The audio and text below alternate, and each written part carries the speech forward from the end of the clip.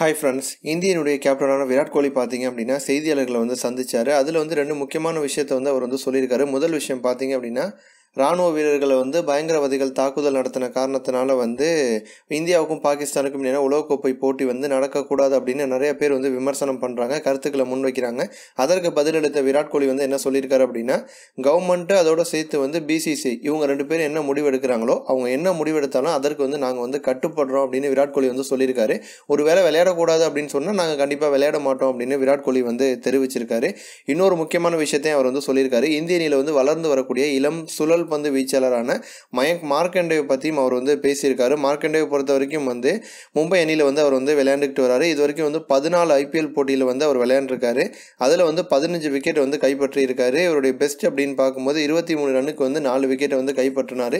அதுதான் அவருடைய சிறந்த பந்து வீச்சு அப்படின்னு சொல்லலாம். இவரை பற்றி கோலி என்ன சொல்லியிருக்காரு அப்படின்னா, கண்டிப்பாக வருங்காலத்தில் இந்திய அணியில் இவருக்கு மிகப்பெரிய ஒரு இடம் இருக்குது அப்படின்னு சொல்லியிருக்காரு.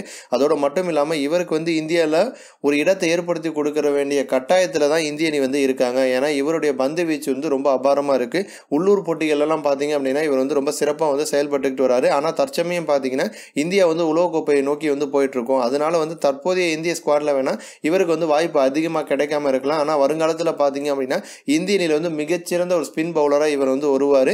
கண்டிப்பாக இந்தியாவுடைய வெற்றிக்கு இவருடைய பங்களிப்பு ரொம்ப ரொம்ப அதிகமாக இருக்கும் அப்படின்னு விராட் கோலி தெரிவிச்சிருக்காரு. இந்த விஷயம் மும்பை ரசிகர்களுக்கும் பெரிய ஒரு சந்தோஷத்தை கொடுத்துருக்கு.